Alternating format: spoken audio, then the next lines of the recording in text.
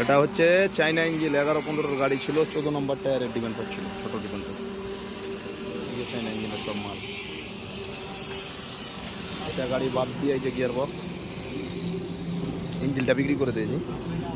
এখন শুধু এটা চ্যাচিসের ওপরে নতুন বডি হবে, বোলেরো পিক আপের ইঞ্জিন সেট লাগবে, ডিফেন্সার এই যেগুলো লাগবে বড় ডিফেন্সার, টায়ার নতুন সব।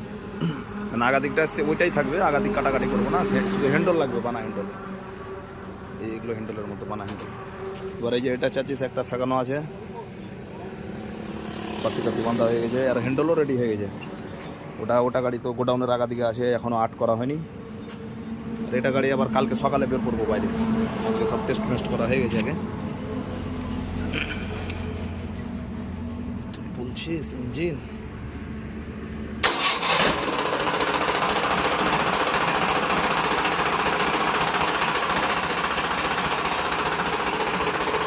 ওটা গাড়ির হ্যান্ডেল বাইরে, যেটা গাড়ি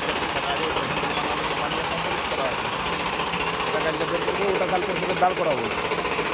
আর শুধু বডি হবে এখন, আর সামনের ওই যে চাদরা টাদরা মারতে আছে, বাস বাকি কাজ কমপ্লিট, চালানোর কাজ কমপ্লিট। খালি টায়ার লাগাবো এখন, সামনের টায়ারটা লাগাচ্ছি, সামনের টায়ারটা লাগা হলে সামনের টায়ারটা লাগিয়ে